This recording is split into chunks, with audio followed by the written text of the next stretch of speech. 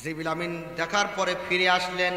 এরপর আল্লাহকে বলছেন, ও আল্লাহ, তোমার ইজ্জতের কসম, লা ইয়াসমাউ বিহা আহাদুন দাখালাহা, তোমার কোন বান্দা যখন তোমার জান্নাতের নাজ নেয়ামতের কথা শুনবে, যেই নিয়ামত দিয়ে আল্লাহ তোমার জান্নাতকে পরিপূর্ণ করেছো, ও আল্লাহ তোমার ইজ্জতের কসম, তোমার বান্দারা যখন তোমার জান্নাতের কথা শুনবে, এই জান্নাতে যাওয়ার জন্য পাগল পারা হয়ে যাবে, একটা মানুষও পাওয়া যাবে না যারা আল্লাহ আল্লাহ তোমার জান্নাতে প্রবেশ করতে চাইবে না। অর্থাৎ জান্নাতে যাওয়ার জন্য যা করা লাগে তাই করার জন্য তারা কি হবে? মরিয়া হয়ে যাবে, পাগল পারা হয়ে যাবে। সুতরাং একটা লোক খুঁজে পাওয়া যাবে না যে তোমার জান্নাতে যাবে না, এরকম লোক খুঁজে পাওয়া যাবে। এরপরে আল্লাহ তাআলা ফাহাফিহা বিল মাকারিব, জান্নাতের চতুর্দিকে কষ্ট, ক্লেশ, দুঃখ, দুর্দশা দিয়ে গোটা জান্নাতটাকে সাজিয়ে দিলেন। এরপর আল্লাহ বলছেন, ফাকালা ইয়া জিবরিলু, এরপর আল্লাহ বলছেন, হে জিবরিল, ইযহাব ফানজুর ইলাইহা, এবার তুমি আরেকবার আমার জান্নাতে যাও, আমার জান্নাতটা পরিদর্শন করে আসো। ফাযহাবা ফানাযারা ইলাইহা, আল্লাহর ফেরেশতা জিবরিল আমিন দ্বিতীয়বারের মতো আল্লাহর জান্নাত পরিদর্শন করার জন্য গেলেন, জান্নাত পরিদর্শন করলেন। ফানজুর ইলাইহা, তিনি যখন জান্নাত পরিদর্শন করলেন, জান্নাত পরিদর্শন করে এসে ফিরে এসে আল্লাহর কাছে বলতেছেন যে ফারাজা ফাকালা ফাওয়া ইজ্জাতিকা, ও আল্লাহ তোমার ইজ্জতের কসম, তোমার জান্নাতের রাস্তা এত কঠিন, তোমার জান্নাতের রাস্তা এত কঠিন, এই রাস্তা এত দুঃখ দুর্দশা, আমার কাছে মনে হচ্ছে আল্লাহ আপনার একটা, তিনি বলছেন লাকাদ খাশিতু, আমার ভয় হয়, জিবরিল আমিন বলছেন আমার বড্ড ভয় হয়, লাকাদ খাশিতু আল্লাহ ইয়াদখুলাহা আহাদুন, আপনার একটা বান্দা আপনার জান্নাতে যেতে পারবে কিনা আমার মনের মধ্যে বড্ড সংশয় হয়। চিৎকার মেরে কোন আল্লাহু আকবার। এবার বলেন তো দেখি, জান্নাতে যাওয়ার রাস্তা সহজ না কঠিন? জিবরিল আমিন বলছে, আল্লাহ আপনার জান্নাতের রাস্তা, জান্নাত তো নাজ নেয়ামতে পরিপূর্ণ, এই নাজ নেয়ামতের কথা শুনলে কে না তোমার জান্নাতে যেতে চাইবে, কিন্তু তোমার জান্নাতে যাওয়ার রাস্তা এত কঠিন, এত কঙ্কাটাকীর্ণ, এত কাটা বিছন রাস্তা, আল্লাহ আমার মনে হয় আপনার একটা বান্দাও তোমার জান্নাতে যেতে পারবে না। এরপরে আল্লাহ তাআলা বলেন, ও জিবরাইল, আরসালা ইলান নার, আমার জাহান্নামটা পরিদর্শন করে আসো। আল্লাহর ফেরেশতা জিবরিল আমিন আল্লাহর জাহান্নাম পরিদর্শন করে আসলেন। আসার পরে ফিরে এসে বলছেন, আল্লাহ এবার তোমার জাহান্নাম যা দেখলাম, জাহান্নামের যে ভয়াবহ শাস্তি, যে আযাব, এই আযাবের কথা যদি আপনার বান্দারা জানতে পারে, তাহলে পরে এই জাহান্নাম থেকে বাঁচার জন্য যা করার তাই করবে। অর্থাৎ একটা বান্দা খুঁজে পাওয়া যাবে না তোমার জাহান্নামে যাবে, জাহান্নামে যে যাবে এই বান্দা খুঁজে পাওয়া যাবে। এবার আল্লাহ তাআলা জাহান্নামের রাস্তাকে আল্লাহ তাআলা সাজালেন কি দিয়ে? আল্লাহ তাআলা ফাহিফিহা বিশাহাওয়াত, আল্লাহ তাআলা সুখ সামগ্রী, দুনিয়ার যত লোভনীয় বস্তু সেইগুলি দিয়ে গোটা জাহান্নামের রাস্তাটাকে সাজিয়ে দিলেন। সাজিয়ে দেওয়ার পরে আল্লাহ জিবরাইলকে ডাক দিয়ে বলে, জিবরাইল এবার আরেকবার জাহান্নামটা দেখে আসো। আল্লাহর ফেরেশতা জিবরিল আমিন আল্লাহর জাহান্নাম আবার দ্বিতীয়বার দেখতে গেলেন। দেখার পরে সে বলছে, আল্লাহ বুঝলাম জাহান্নাম অত্যন্ত কঠিন জায়গা, শাস্তির জায়গা, কিন্তু আল্লাহ এই জাহান্নামের রাস্তা এত সোজা, এত লোভনীয়, ও আল্লাহ আমার মনে হয় আপনার বান্দারা পতঙ্গ পালের মতো করে সব বান্দারা জাহান্নামের দিকে অনুগামী হয়ে যাবে। চিৎকার মেরে কন নাউযুবিল্লাহ। এবার বলেন, এই হাদিসের আলোকে, মুসলিম শরীফের হাদিস, বলেন তো দেখি জান্নাতে যাওয়ার রাস্তা সহজ না কঠিন? কঠিন না? কঠিন রাস্তায় লোক কি পাওয়া যায়, কম না বেশি থাকে? এজন্য আল্লাহ অধিকাংশের বেলায় বলছেন, ওয়ালা কিন্না আকসারান নাসি লা ইয়ালামুন, অধিকাংশ লোক জানে না, অধিকাংশ লোক বোঝে না, অধিকাংশ লোক নির্বোধ, অধিকাংশ জিন আর মানব গোষ্ঠীর জন্য ওয়ালাকাদ জারানা লি জাহান্নামা কাসীরাম মিনাল জিন্নি ওয়াল ইনস, অধিকাংশ জিন আর মানব জাতির জন্য আমি জাহান্নামকে প্রস্তুত করেছি। তাহলে পারে আমরা হাদিস থেকে ধরে নিতে পারি, কোরআন থেকে ধরে নিতে পারি, জান্নাতের সঙ্গী, জান্নাতে যার মানুষ খুব বেশি হবে না, সংখ্যা কি হবে? অল্প হবে। এই অল্প মানুষ নিয়েই আমাদেরকে পথ চলতে হবে। আমরা দুঃখিত না, আমরা ব্যথিত না, আমাদের কোনো পরাজয় নাই। আমাদের বিজয় যেমন বিজয়, পরাজয়টাই বিজয়। তার কারণ হলো আমরা যা করি আল্লাহর জন্য করি, সুতরাং আমাদের পরাজয়টাও একটা কি? বিজয়। উপস্থিতি, এখন আমরা চলে যাচ্ছি, আমি আপনাদের সামনে কালামে হাকিমের সূরা সফ 8 নম্বর আয়াতে কারিমা, একটি আয়াতে কারিমা তেলাওয়াত করেছি। এই আয়াতের উপরে খুব সারসংক্ষেপ কিছু কথা হবে ইনশাআল্লাহ।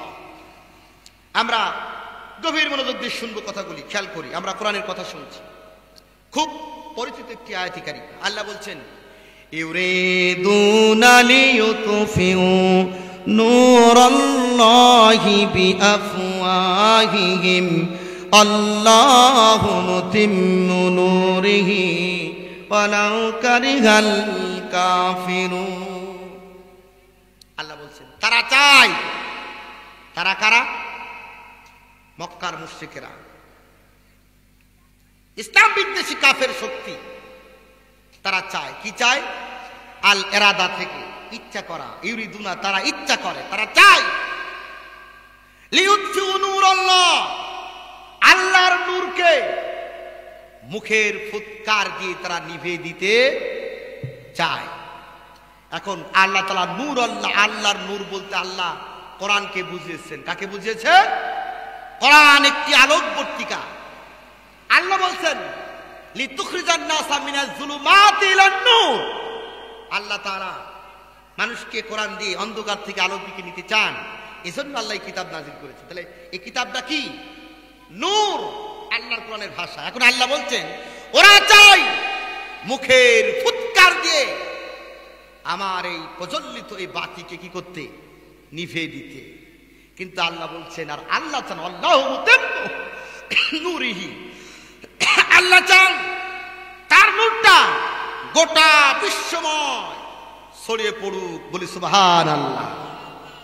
কিন্তু ওয়ালাউ কারিহাল কাফিরুন, যারা কাফের গোষ্ঠী, তারা কোরআনের উত্থান চাইবে না, কোরআনটা ছড়িয়ে পড়ো, এই কামনা বাসনা তাদের নাই। তাহলে আমরা বলতে পারি যারা সমাজে কোরআন প্রতিষ্ঠা হোক চাই না, এই আয়াত আল্লাহ বলেছেন ওয়ালাউ কারিহাল কাফিরুন, কাফেররা এটা চায় না। তো তারা কোন গোত্রে পড়ছে, কোন দলভুক্ত হচ্ছে, এবার আপনি বুঝে নেন। তাহলে আমাদের মুসলিম হিসাবে প্রত্যেকের চাপা থাকতে হবে কোরআন কি হোক, প্রতিষ্ঠিত হোক, কোরআনের আলো সমাজের রন্ধ্রে রন্ধ্রে ছড়িয়ে পড়ুক, কোরআনের আলোয় প্রত্যেকটা মানুষ আলোকিত হোক, এইটা চাওয়া দরকার আছে না? কিন্তু অনেক মানুষ কোরআনের কথা বললে পারে, সহ্য করতে পারে না। ওই যে একটা গল্প একজন বিজ্ঞ ব্যক্তি বলেছিল, আরশোলা তো ছিলেন, আরশোলার বিরুদ্ধে মামলা গেছে, বোঝার জন্য একটা কাল্পনিক দৃষ্টান্ত। আমরা আমাদের গ্রাম্য ভাষায় তেলাপোকা বলি, আপনারা কি বলেন?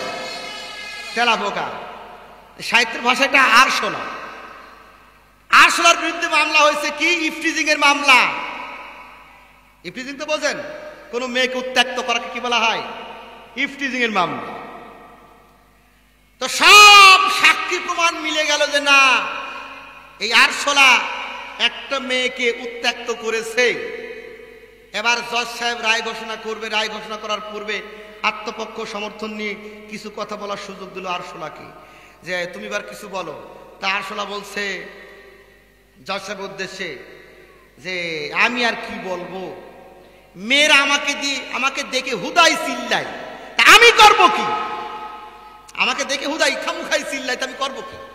তো কিছু মানুষ আছে যে কোরআনের কথা বললে খামুখাই এমনিতেই জানো তারা ফুসফাস করতে থাকে। এই মানসিকতা মোটেও ভালো না। কোরআন যদি আমার বিপক্ষে যায়, মনে করতে হবে আমার সংশোধন প্রয়োজন। উপস্থিতি, সময় খুব কম পাবো, আলোচনা চলে যাচ্ছি, খেয়াল রাখবেন, খেয়াল করবেন। এই আয়াতে কারিমা নাজিল হচ্ছে, চতুর্দিক থেকে বাধা আর বাধা। মক্কায় তো একটা বাধা পার করে আসছে, মক্কায় তো রাসূল পাক সাল্লাল্লাহু আলাইহি ওয়াসাল্লামকে কঠিন বাধার সম্মুখীন হতে হয়েছে মদিনার তুলনায়। সেখানে রাসূল পাক সাল্লাল্লাহু আলাইহি ওয়াসাল্লামের সাহায্যকারী লোক ছিল না। ইসলাম গ্রহণ করেছে, মুসলিম পরিচয় দেওয়াটাই ছিল কঠিন। কাবা শরীফের চত্বরে রাসূলকে উত্ত্যক্ত করা হতো, কোরআন তেলাওয়াত করতে দিত না। একদিন আল ওয়ালিদ ইবনে মুগিরা, আল ওয়ালিদ ইবনে মুগিরা অর্থাৎ উতবা ইবনে রাবিয়ার ছেলে, উতবা ইবনে রাবিয়ার একটি নাম হলো আল ওয়ালিদ, তার ছেলে মুগিরা রাসূল পাক সাল্লাল্লাহু আলাইহি ওয়াসাল্লামকে বারবার ডিস্টার্ব করছেন। রাসূল কাবার চত্বরে কিছু মুমিনদের উদ্দেশ্যে কোরআন তেলাওয়াত করছেন, কিন্তু বারবার নবীকে ডিস্টার্ব করতেছে। ডিস্টার্ব করতে করতে ওই মুহূর্তে সূরা কালাম নাজিল হয়ে গেছে। তার কিছু চারিত্রিক বৈশিষ্ট্য দিয়ে আল্লাহ সর্বশেষ কালামে, সূরা কালামের 13 নম্বর আয়াতে বললেন, উতুল্লিম মিন বাদি যালিকা জানিম। যারা এই কোরআনের বিরুদ্ধাচরণ করতেছে, আপনাকে বাধা দেয়, এই মানুষগুলি প্রকৃতপক্ষে জানিম মানে জারজ। জানিম মানে কি? জারজ, কুখ্যাত, দুরাচার, এই সমস্ত অর্থে ব্যবহার হয়। সর্বোপরি এই আয়াতের একটি অর্থ হলো জারজ, অর্থাৎ ও রাসূল তোমার বিরুদ্ধে অবস্থান নিয়েছে, এরা নিঃসন্দেহে কি বলেন তো? জারজ। এখন এই আয়াত যখন নাজিল হয়ে গেছে আল ওয়ালিদ ইবনে মুগিরার ব্যাপারে, খোলাখুলি ভাবতে বলল, বাবা আমি লাত আর উজ্জার কসম করে বলছি, বাবা তুই আমার গলা থেকে তরবারি উঠা, আজকে তুই যা আমার কাছে জানতে চাইবি সত্য যা জানবো তাই বলবো। লাত আর উজ্জার কসম দিয়ে বলি, কোনো সত্য তোমার কাছে লুকাবো না, কোনো সত্য লুকাবো না। এটা হলো মুশরিকদের আচরণ। মায়ের সাথে পিতার সাথে এরকম আচরণ ইসলাম কি এলাও করে? কি ইসলাম এলাও করে না। পিতামাতা যত খারাপ হোক না কেন, যত বড় গুনাহ করুক, অপরাধ করুক, আপনি তার বিরুদ্ধে অ্যাকশনে যেতে পারবেন। আপনি বিচারকের কাছে বিচার প্রার্থী হতে পারেন, আমার পিতা এই কাজটা করেছে, অন্যায় করেছে, কিন্তু আপনি নিজে পিতামাতার বিরুদ্ধে অ্যাকশনে যেতে পারবেন। নবীদের হাদিস কি বলে? আল্লাহ নবীজি বলেন, যদি কোনো পিতামাতা তার সন্তানকে তার সমুদয় সম্পদ থেকেও বঞ্চিত করে দেয়, তারপর ইসলাম ওই সন্তানকে পিতামাতার বিরুদ্ধে অ্যাকশনে যাওয়ার অধিকার ইসলাম দেয় নাই। তার মানে তাই না যে বাবারা জুলুম করবে সন্তানদের প্রতি। বাবারা জুলুম করলে পরে আল্লাহর কাছে পাকড়াও হবে। সন্তান বিচারকের কাছে দ্বারস্থ হতে পারে, কিন্তু সন্তান অ্যাকশনে যেতে পারবে না। পিতামাতার ব্যাপারে অত্যন্ত সেনসিটিভ ব্যাপার আল্লাহ তাআলা পিতামাতার ব্যাপারে কোরআনে হাকিমে বলেছেন, ওয়াকাদা রাব্বুকা আল্লা তা'বুদু ইল্লা ইয়্যাহু ওয়া বিল ওয়ালিদাইনি ইহসানা। হে নবী, আপনার রবের পক্ষ থেকে ফয়সালা হয়ে গেছে, আল্লাহ ছাড়া আর কারো গোলামি করা যাবে না, আর কারো বন্দেগী দাসত্ব করা যাবে না। আল্লাহর গোলামির পরে তোমাদের দায়িত্ব আর কর্তব্য হলো ওয়াবিল ওয়ালিদাইনি ইহসানা, পিতামাতার প্রতি তুমি সদাচরণ করবে। বলি সুবহানাল্লাহ। আল্লাহর গোলামির পরে সন্তান হিসাবে দায়িত্ব পিতামাতার সাথে সদাচরণ করা, ইহসান করা। কি করে বলেন তো? ইহসান বোঝেন? ইহসান শব্দ অর্থ হলো সদাচরণ করা, দয়া, অনুগ্রহ। এবারে একটু ইহসানটা বুঝায়। আপনার এলাকায় এখন জন খরচ কত করে? 500 জন খরচ, ধরলাম 500। আপনি একটা জন ঠিক করলেন 500 টাকা দিয়ে। কাজ করার পরে কাজ শেষে এসে বলছে, ভাই খরচ দেন। আপনার বেটা তুই তো অনেক ফাঁকি দিয়েছিস, যা তোর 20 টাকা কম দিলাম, এই 80 টাকা নেই। এটাকে বলা হয় জুলুম। কি বলা হয়? ইসলামের পরিভাষায় বলা হয় জুলুম। আপনি তাকে 500 টাকায় দিলেন, এটা হলো ইনসাফ। এর নাম কি? ইনসাফ। এবার আপনি বললেন, বাপুরে তোর সংসার কিভাবে চলছে না চলছে, দেখ আমি তোরে 50 টাকা বেশি দিলাম, 500 টাকা 550 টাকা তোরে দিলাম, এইটাকে বলা হয় ইহসান। তার মানে যা প্রাপ্য তার সাথে বেশি কিছু দেওয়া। অর্থাৎ পিতামাতার অধিকার আমাদের উপরে আছে বটে, অধিকার তো আদায় করতে হবেই, এরপরও যদি বেশি কিছু করার থাকে সেই বেশি কিছুটাই কি পিতামাতার জন্য কি করতে হবে। এজন্য আল্লাহ তাআলা দোয়া শিখিয়েছেন। রাসূলের সাহাবী আবু বকর সিদ্দিক রাদিয়াল্লাহু তাআলা থেকে বর্ণিত হাদিস, তিনি খুব কম হাদিস বর্ণনা করেছেন, খুব কম, খুব কাছের সাহাবী, কিন্তু হাদিস বর্ণনা করেছেন খুব 132টা মতো হাদিস তিনি বর্ণনা করেছেন। এই আবু বকর সিদ্দিক থেকে বর্ণিত, তিনি বলছেন আল্লাহর হাবিব সাল্লাল্লাহু আলাইহি সাল্লাম বলেছেন, বান্দা কোনো গুনাহ করলে, কোনো অপরাধ করলে তার শাস্তি আল্লাহ একবার দিবেন। কয়বার দিবেন? একটু জোরে বলেন না, কয়বার দিবেন? একবার দিবেন। একটা অপরাধ করেছেন, সে অপরাধের শাস্তি আল্লাহ হয় দুনিয়ায় দিবেন, নতুবা পরকালে দিবেন। দুনিয়ায় দিলে পরকালে আর দিবেন না, অথবা দুনিয়ায় যদি না দেন তাহলে পরকালে শাস্তি আল্লাহ দিয়ে দিবেন। কিন্তু পিতামাতার অবাধ্য হওয়া, পিতামাতাকে কষ্ট দেওয়া এমন একটা গুনাহ, এমন একটা অপরাধ, নবী করিম সাল্লাল্লাহু আলাইহি ওয়াসাল্লাম বলেছেন এই পিতামাতার অবাধ্য হলে, পিতামাতাকে কষ্ট দিলে পারে এর শাস্তি আল্লাহ দুনিয়াতেও দিবেন, আবার এই অপরাধের জন্য আবার আল্লাহ তাআলা একই অপরাধের জন্য আল্লাহ কিয়ামতের দিন আরেকবার আপনাকে শাস্তি প্রদান করবে। কত সেনসিটিভ, কত মারাত্মক একটি ব্যাপার। অথচ সেই পিতামাতার ব্যাপারে আমরা বড্ড উদাসীন, তাই কিনা কোন? এখন বর্তমান সমাজে সমস্যাই হচ্ছে, সন্তানেরা পিতামাতার খোঁজ খবর কি অনেকটা রাখছে না, বেখবর। এজন্য আমি খুব বেশি কথা বলছি না, ডিপলি বলছি না। যারা আছেন সন্তান, পিতামাতার সাথে সর্বোত্তম আচরণ করতে হবে। এখন পিতামাতার মানার ক্ষেত্রে লিমিটেশনটা কি? আল্লাহ সে কথা বলেছেন কোরআনে হাকিমে, সূরা লুকমানের মধ্যে আল্লাহ বলেছেন, ওয়া ইন জাহাদাকা আলা আন তুশরিকা বিমা লাইসা লাকা বিহি ইলম ফালা তুতি'হুমা ওয়া সাহিবহুমা ফিদ দুনিয়া মা'রুফা। চিৎকার মেরে কোন আল্লাহু আকবার। আল্লাহ তাআলা বলেন, যদি তোমাদের পিতামাতা তোমাদেরকে এমন কোন বিষয়ে নির্দেশ দেয় যেটা আল্লাহর শিরকের মধ্যে পড়ে, আল্লাহর নাফরমানির মধ্যে পড়ে যায়, যেই ব্যাপারে তোমার কোনো জ্ঞান নাই, আল্লাহ বলছেন ফালা তুতি'হুমা, তবে তাদের কথা তোমরা মাইনো না। পিতামাতা এমন নির্দেশ দেয় যে নির্দেশটা শরিয়া বিরোধী, ইসলাম বিরোধী কোন নির্দেশ দিলে আল্লাহ বলছেন ফালা তুতি'হুমা, তাদের কথা মানা যাবে না। নবী করিম সাল্লাল্লাহু আলাইহি ওয়াসাল্লাম বলেছেন লা তাআতা লিমাখলুকিন ফি মাসিয়াতিল খালিক, স্রষ্টার বাধ্যতায় সৃষ্টির কোনো আনুগত্য নাই। ইসলামের দাবি হলো স্ত্রী স্বামীর কথা মানবে, স্বামীর কথা শুনবে, এটা ইসলামের দাবি। স্বামী বৈধ যা কিছু বলবে সেটা মানা প্রত্যেক নারীর জন্য আল্লাহ তাআলা ফরজ করে দিয়েছে।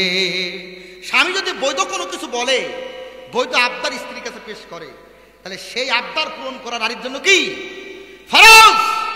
নামাজের মতো একটি কি ইবাদত, ফরজ আমল।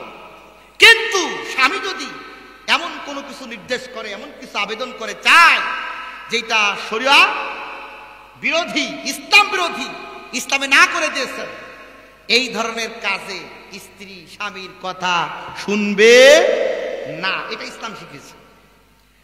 পিতামাতার ক্ষেত্রে সেম ওইটাই, কথা শোনা যাবে না। কিন্তু আল্লাহ বলছেন ওয়া সাহিবহুমা ফিদ দুনিয়া মারুফা, কিন্তু দুনিয়ায় তাদের সাথে কিভাবে সৎভাবে বসবাস করো, তাদের প্রাপ্য অধিকার আদায় করো, ভালো আচরণ করো, কিন্তু শুধু কথাটা মানো না।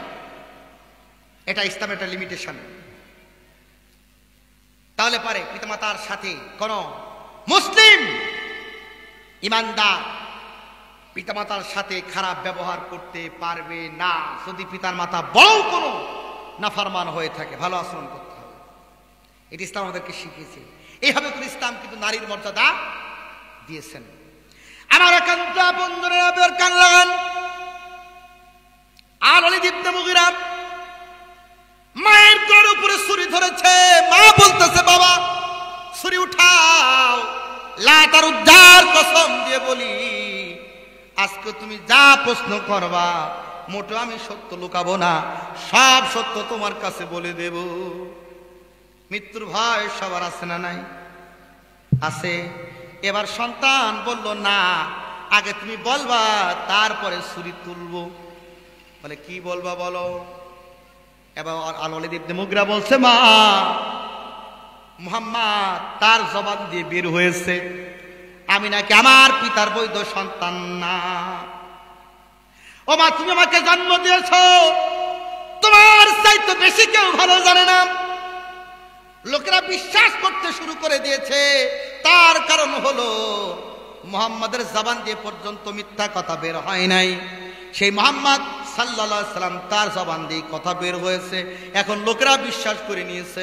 এখন তুমি বলো যদি আমার জন্ম সঠিক হয়, আমি যদি আমার পিতার ঔরসে সন্তান হই, আমি মুহাম্মদকে জীবন্ত রাখবো না। মা এবার নিশ্চুপ নির্বাক। এতদিন যেইটা গোপন ছিল পৃথিবীর কোন মানুষ জানতো না, আজকে তার কলিজার টুকরা সন্তানের দুরাচারের কারণে, রাসূলের বিরুদ্ধাচরণ করার কারণে আল্লাহ এত সিক্রেট, এত গোপন বিষয়টা দুনিয়াবাসীর কাছে ওপেন করে দিলে। মা বলছে বাবারে তাহলে সত্যই তোমার কাছে বলি, তোমার পিতা বাণিজ্য করার জন্য, ব্যবসা করার জন্য সিরিয়ায় গমন করেছিল। 3 মাস পার হয়ে গেল, তোমার পিতা বাড়িতে ফেরে না। হঠাৎ করে একদিন রজনীতে হঠাৎ করে আমার ভিতরে তীব্র একটা ভাব উদয় হলো, আমার ভিতরে উত্তেজনা শুরু হলো। নিজেকে কন্ট্রোল করতে না পেরে আমি আমার বাড়ির ওই যে দাস ছিল, ওই দাসকে কাছে ডেকে নিয়েছিলাম। কাছে ডেকে নিয়ে তার সাথে আমি মিলিত হয়েছিলাম। তারপরে অনুভব করেছিলাম তুমি আমার গর্ভে। চিৎকার মেরে কোন আল্লাহু আকবার।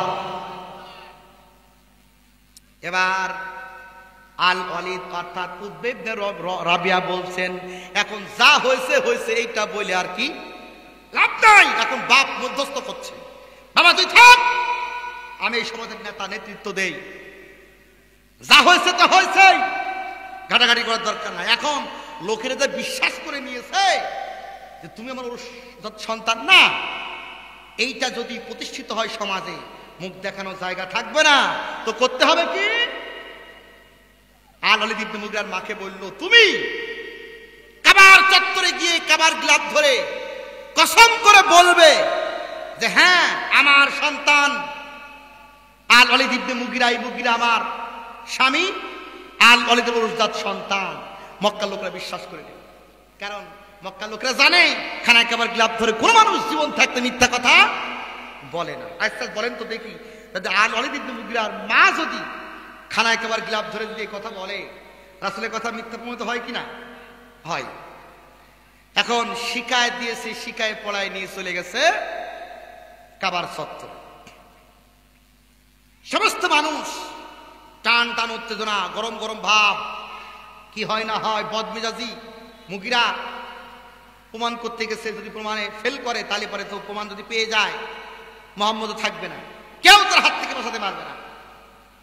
এখন দেখা যাচ্ছে এই মুগিরার মা আসছে কাবার চত্বরে, উঠায় দিয়েছে, খানায় কাবার গ্লাভ ধরে অকপটে বলতেছে ও দেশবাসী শোনো, আল-ওয়ালিদ ইবনে মুগিরা, অর্থাৎ মুগিরা হলো আমার স্বামী উতবা ইবনে রাবিয়ার ঔরসজাত সন্তান না, বরং সে হচ্ছে অমুকের ঔরসের সন্তান। চিৎকার মেরে কোন আল্লাহু আকবার। 5 বার মানে কি জানেন তো? 25 বছর। কয় বছর? আল্লাহর ফজলে একবারও পাস করতে পারে নাই, একবারও পারে নাই।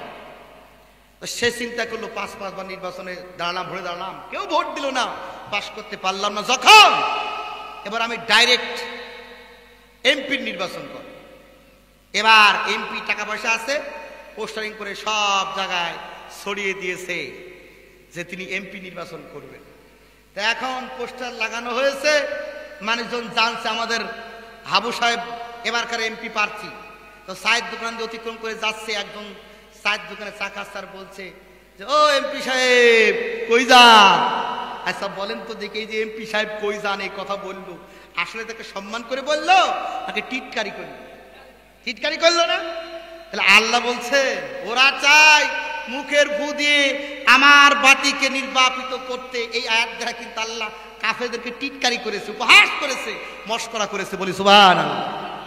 ওরা আমার রাসূলকে টিটকারি করে, ওরা আমার রাসূলকে মস্করা করে। আর আল্লাহ আরশে আজিমের সমান অধিপতি, তিনি আল্লাহ কাফেরদেরকে টিটকারি করতেছে, মুখের ফুৎকার দিয়ে আমার বাতিকে নির্বাপিত করবা। এটা তো মুখ দিয়ে নিভানো যায় না। এই লাইটের আলো যেমন মুখের ফুৎকার দিয়ে নিভানো যায় না, তদ্রূপ ভাবে কি এই কোরআনকে নির্বাপিত করা যায় না। আজকের আয়োজন সামগ্রিক ভাবে মা বোনদের উদ্যোগে হয়েছে, তাই কিনা? এবার মা বোনদের সম্পর্ক একটা কথা বলে আলোচনা শেষ করব, আর মাত্র 10 মিনিট সময় পাবো। ব্যবস্থিতি মা বোনদের উদ্দেশ্যে কয়েকটা কথা বলি। মা বোন মন খুলে শুনবেন কথাগুলি। নবী করিম সাল্লাল্লাহু আলাইহি ওয়াসাল্লাম তার কলিজার টুকরা মেয়ে ফাতেমাকে বিয়ে দিচ্ছেন। কাকে বিয়ে দিচ্ছেন? ফাতেমা। অনেক বড় বড় জায়গা থেকে প্রস্তাব আসছে। রাসূলের মেয়ে গুণে রূপে অনন্য একটা নারী মা ফাতেমা রাদিয়াল্লাহু তাআলা আনহা। বড় বড় জায়গা থেকে প্রস্তাব আসছে। গাসসানের বাদশা তার ছেলের সাথে প্রস্তাব আসছে, বড় বিভিন্ন জায়গা থেকে প্রস্তাব আসছে। সব প্রস্তাব নাকচ। সর্বশেষ আলী ইবনে আবি তালিবের পক্ষ থেকে প্রস্তাব আসছে, বিয়ে দিচ্ছেন আলীর সাথে। সমাজের সবচাইতে কি ধনী মানুষ নাকি বলে? ধনী মানুষ নাকি?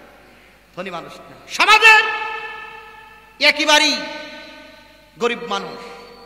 এখন তো খায় আর এখন তো খায় না, কিন্তু ইমান এবং তাকওয়ায় টপ মানের। কি মানের? টপ মানের। আমাদের মেয়েগুলির জন্য যখন আমরা ছেলে খুঁজি, যদি মেয়েটা একটু গায়ের রং ফর্সা হয় আর একটু হাতে বড় লম্বা হয়, চাকরিজীবী ছাড়া চলবেই না, তাও লাগবে সরকারি চাকরি। এই সেন্টিমেন্ট আপনাকে কে তৈরি করে দিল? হ্যাঁ, কথা বলি, আমিও কন্যার পিতা। আপনি আপনার মেয়ের জন্য একটা সরকারি চাকরিজীবী ছেলে চাইতেই পারেন, দোষের কিচ্ছু না। কিন্তু সরকারি চাকরিজীবী পায় না, না পায় যেন বিয়ে দেরি করতে করতে এমন হয়ে যায় বুয়াস মেয়ের 28 পা, এখন আর ভালো জায়গায় বিয়ে দিতে পারে না। এরকম হয় না? এটা কেন? এই মানসিকতা কে সৃষ্টি করবে? কিন্তু একটাবার খোঁজ দেয় না সন্তান দিনদার, নামাজি কিনা, পরহেজগার কিনা। এই জন্য আমাদের সমাজে এত ভাঙন, এত তালাকপ্রাপ্ত মেয়ে। আমি আশ্চর্য হয়ে গেলাম। আমার গাংনি ওয়ালটন শোরুমের সাজু ভাই, উনি একটা সার্কুলার দিল যে আমাদের কিছু মাঠ কর্মী লাগবে, মেয়ে মাঠ কর্মী। অনেক সিবি জমা হলো, সব মেয়ে, কিন্তু কয়েকটা বাদে সব মেয়ে, সব ডিভোর্সি মেয়ে, তালাকপ্রাপ্ত মেয়ে। এই কারণেই তো আমরা তো কুফু ঠিক রাখি না, সামঞ্জস্য রাখি না, যার কারণে এই অবস্থা। কথা মেলা কথা। তো আমরা দিনদার ছেলে দেখি না, আবার ঘটকদের মাধ্যমে বিয়ে দিলে ঘটকরা তীকে তাল বানায় ফেলে, আছে না? যা না তাই বলে ফেলে। আরে আমরা একটা ঘটনা শুনছিলাম, আমার এলাকার একটা ঘটনা। এখন ঘটক দিয়ে বিয়ে দিচ্ছে, ছেলে খুব ধনী, তা জমি জায়গা আছে, কিন্তু ছেলের হাত নাই। কি নাই? হাত নাই, মানে এক হাত কি জন্মগত ভাবেই হাত নাই, হাত একটা। তখন এইটা দেখে কোনো মেয়ে, ভালো মেয়ে বিয়ে করতে চায় না, বড় বাড়ি মেয়ে, অন্তপক্ষে একটু হলেও তো ভালো মেয়ে বিয়ে করা দরকার। শেষে আপনার ঘটকালি করে, ঘট সাহেব বলছে ঠিক আছে চিন্তা কর না, বিয়ে দেয়া লাগে আমি দিয়ে দেব, আমার এখানে কিছু টাকা দেবেন। তো একটা মেয়ে দেখে বাড়ি গিয়ে বলেছে ভাই এই ছেলে খুবই ভালো, মারাত্মক ভালো, এই জমি জায়গা আছে, এক বাপের এক দুটা ভাই, তার একটা বোন বিয়ে হয়ে গেছে, বড় ভাই বিয়ে, মোটামুটি হবে যোগ্য এরকম একটা ছেলে। তো কি বলেন, কিন্তু সমস্যা ছেলের হাত নাই, মানে এমন ভাবে বলেছে ছেলের কিন্তু হাত নাই। তো মেয়ের বাপ বলছে ছেলের হাত নাই তো কি হয়েছে, হাত হবে। এখন বাপ পাইছে, বড় ভাই আছে, ওরাই তো দেখভাল করবে, হাত এখন না থাকলে হাত এক সময় কি হবে।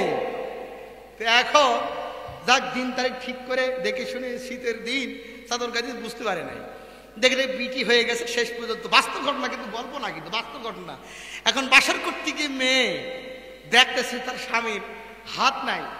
পরের দিন মেয়ে কান্না করতে করতে বাপকে ডেকেছে, বাড়ি চলে গেছে। আর ঘটককে ডেকেছে, এই তুমি কি বিয়ে দিলে? আমি তো আগেই বলেছি মেয়ের কিন্তু হাত নাই, তুমি কিন্তু হাত নাই যেন বিয়ে দিতে চাই, আমার দোষ কি? যাক, লাস্টে কিছু জমি জায়গা লিখে দিয়ে মিটমাট করে সংসার জোড়াই দিয়েছে। এটা বাস্তব ঘটনা। এই যে অবস্থা, ঘটকালি আর তিলকে তাল বানায়, আল্লাহ রাসূল নিষেধ করেছেন। এই পৃথিবীতে সবচাইতে 3টা উপার্জন, নিকৃষ্ট উপার্জন। কয়টি উপার্জন মনে রাখবেন? 1 নম্বরে ঘটকালি করে যারা উপার্জন করে, এর চাইতে নিকৃষ্ট ইনকাম সোর্স আর কিছু না। ভিক্ষা করলে সেটা জায়েজ, কিন্তু ঘটকালি করে টাকা নেওয়া এটাকে একদমই জায়েজ।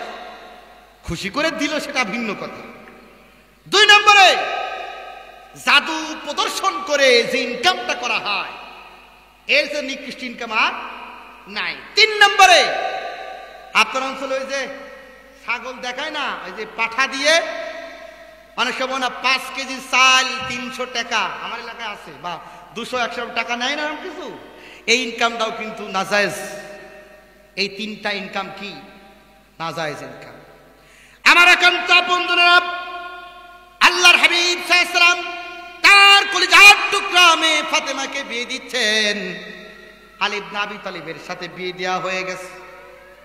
আল্লাহর নবী তার কলিজার টুকরা মেয়ে ফাতেমাকে পাশে বসে ডাক দিয়ে বলে, মা ফাতেমা, আজকে বিদায় লগ্নে আমি তোমাকে কিছু নসিহত করব। মা, যতদিন বেঁচে থাকবা আমার নসিহতগুলি তুমি মেনে চলবা। নবীজি তার কলিজার টুকরা মেয়ে ফাতেমাকে বলছে, মা, বাপের বাড়ি থেকে শ্বশুর বাড়ি যাচ্ছ মা, নতুন জায়গা, নতুন পরিবেশ। ও মা, দাম্পত্য জীবনে আল্লাহ তাআলা কখনো সুখ সমৃদ্ধি দান করে দেন, আবার কখনো অভাব অভিযোগ আসে। আমা ফাতেমা, তোমাদের দাম্পত্য জীবনে আল্লাহ যখন বেশি বেশি কিছু দেবে, আল্লাহ যখন নিয়ামতকে পরিপূর্ণ করবেন, নিয়ামত দিবেন, শস্ত্র দান করবেন, তখন বেশি বেশি করে আল্লাহর শুকরিয়া আদায় করবা। বলি সুবহানাল্লাহ।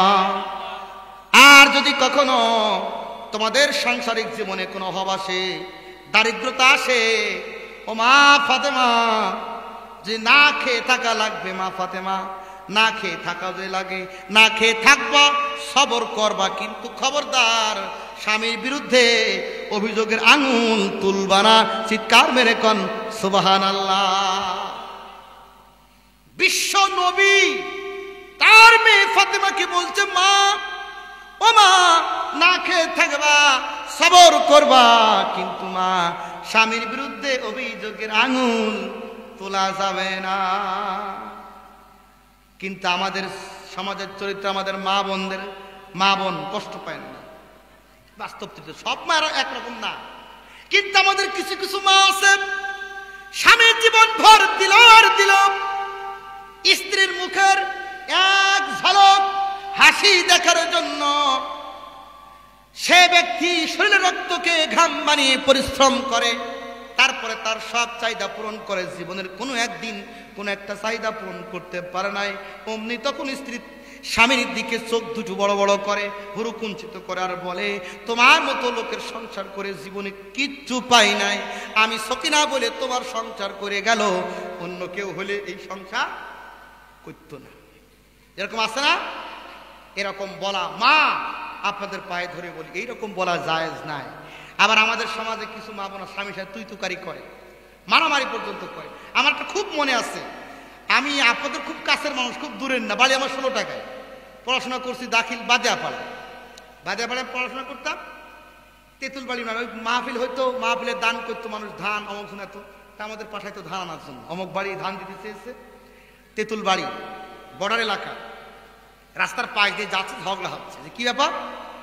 একজন স্ত্রী স্বামীকে গালি দিচ্ছে, don't mind please dear audience, মানে তার ভাষায় বলছে, সে বলছে, খাসি তুই আমার কাছে কারোর কাছে মরতে পারিস নে, তুই খেলে আমার কাছে বলিস, তোর কপালে মষ্টি ভাজব রে খাসি, মানে রে কই তিয়ালিপ টান, মানে কোরআন শরীফ পড়তে পারে কি তার ঠিক নাই। মা বোনরা টান টুন ঠিক দেয় কি দেয় তা জানি না, কিন্তু স্বামীকে গালি দেওয়ার সময় হক আদায় করে, তোর কপালে মষ্টি ভাজব রে তিয়ালিপ টান, রে খাসি। এরকম মা বোন আছে না নাই? আছে তো। খবরদার মা বোন, স্বামীকে গালি দেওয়া অবাধ্য হওয়া এটা একটা কুফরির মধ্যে পড়ে, অকৃতজ্ঞতার মধ্যে পড়ে। রাসূল পাক সাল্লাল্লাহু আলাইহি ওয়াসাল্লাম সতর্ক করেছেন। এখন আমার নবীজি তার কলিজার টুকরা মেয়ে ফাতেমাকে বলছে, মা ফাতেমা, না খেয়ে থাকবা, সবর করবা, কষ্ট করবা, স্বামীর বিরুদ্ধে অভিযোগের আঙুল তুলবা না। 2 নম্বর নসিহত আল্লাহর নবীজি তার মেয়ে ফাতেমাকে করছেন, মা ফাতেমা,